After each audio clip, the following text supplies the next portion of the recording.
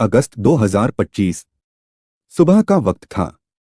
मैनपुरी के खरपरी बंबा की सुनसान झाड़ियों से होकर एक किसान अपने खेत की तरफ जा रहा था। झाड़ियां घनी थीं, रास्ता सुनसान था। तभी अचानक उसकी नज़र कपड़े की पोटली जैसी चीज पर पड़ी।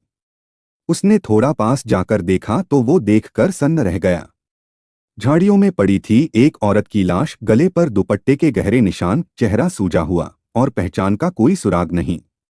किसान का दिल दहशत से कांप उठा। ये औरत कौन थी? यहाँ कैसे पहुंची? और किसने इसकी सांसें छीन लीं? जांच में सामने आया कि ये 52 साल की एक महिला की लाश थी। लेकिन सवाल सिर्फ इतना नहीं था, ये एक रहस्य बन चुका था। एक ऐसी पहेली जिसके हर मोड़ पर नए राज छिपे थे। तो चलिए जानते हैं इसके पीछे की पूरी सच्चाई। पूरी कहानी समझने के लिए वीडियो को लास्ट तक जरूर देखिए, क्योंकि हर कदम पर सच्चाई और भी चौंकाने वाली होती जाएगी। नमस्कार दोस्तों, मैं विनय कुमार। तारीख थी 2023।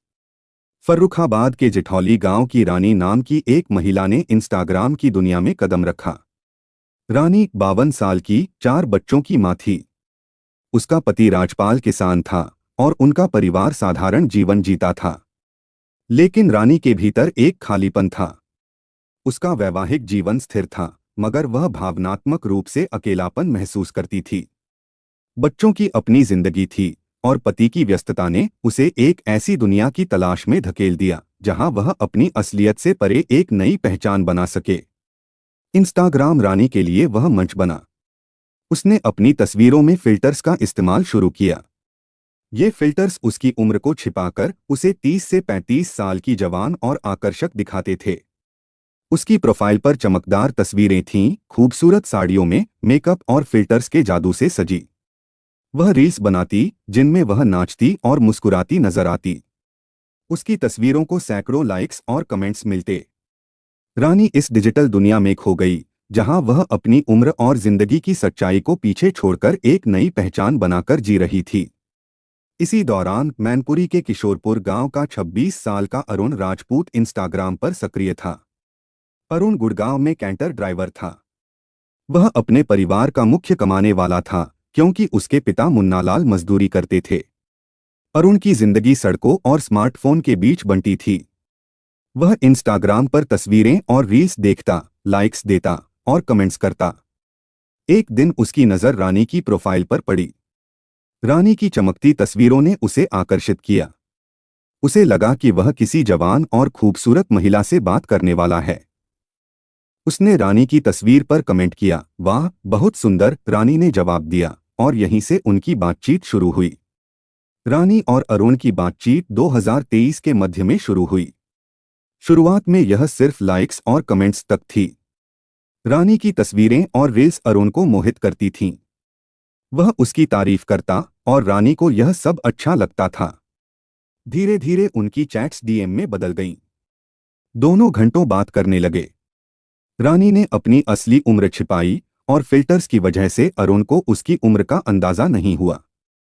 उनकी बातचीत में हंसी मजाक, प्यार भरे मैसेज और इमोजी एक दूसरे को भेजते थे।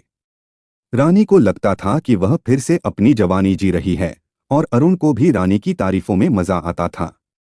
जुलाई 2025 में 1.5 साल की ऑनलाइन बातचीत के बाद दोनों ने मोबाइल नंबर साझा किए। अब उनकी बातचीत व्हाट्सएप और फोन कॉल्स तक पहुंच गई थी। रानी अरुण को अपनी जिंदगी की छोटी मोटी बातें बताती। वह उसे अपनी तस्वीरें भेजती जो फिल्टर्स से सजी होती। अरुण भी अपनी तस्वीरें और ट्रक ड्राइविंग की कहानियां शेयर करता। दोनों के बीच एक भावनात्मक रिश्ता बनने लगा। रानी को लगता था कि अरुण उससे प्यार करता है। अब कुछ समय बाद दोनों ने मिलने का फैसला किया। उनकी पहली मुलाकात फर्रुखाबाद के एक छोटे से होटल में हुई। यह मुलाकात 2025 की शुरुआत में थी। जब अरुण ने रानी को देखा तो उसे उसकी असली उम्र का अंदाजा हुआ। रानी 52 साल की थी, अरुण से दोगुनी उम्र की। उसका चेहरा फिल्टर्स के बिना उतना चमकदार नहीं था जितना इंस्टाग्राम पर दिखता था।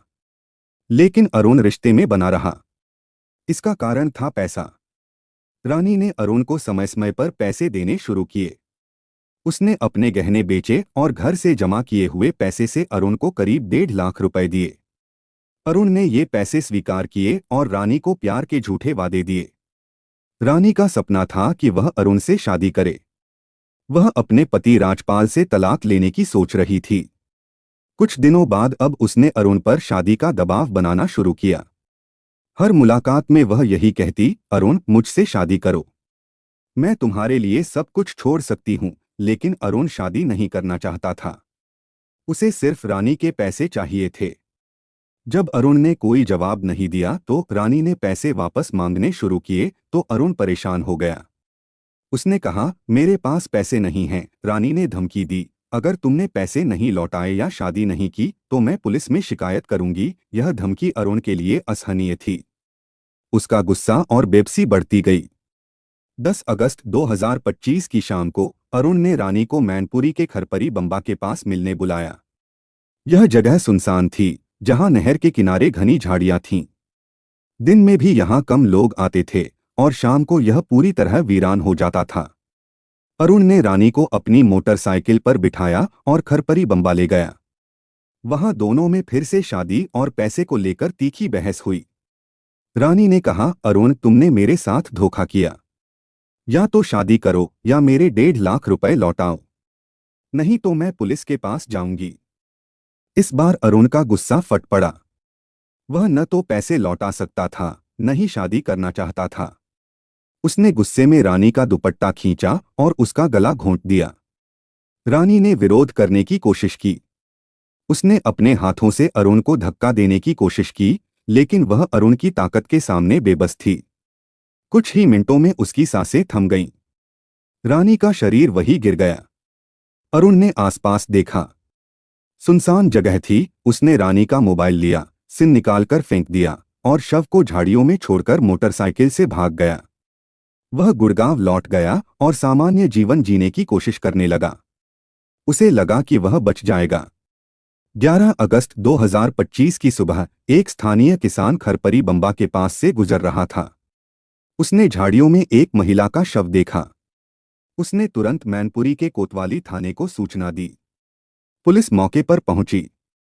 शव की हालत ऐसी थी कि पहचान करना मुश्किल था। चेहरा सूजा हुआ था और गले पर गहरे निशान थे जो दुपट्टे से गला घोंटने की ओर इशारा करते थे। पुलिस ने आसपास की झाड़ियों की तलाशी ली। टूटी टहनियां और मिट्टी पर खरोंच के निशान मिले जो यह बताते थे कि मृतका ने हत्यारे का विरोध किया था। फॉरेंसिक टीम ने सबूत इकट्ठा किए। शव के पास कोई पर्स, गहने या पहचान पत्र नहीं मिला।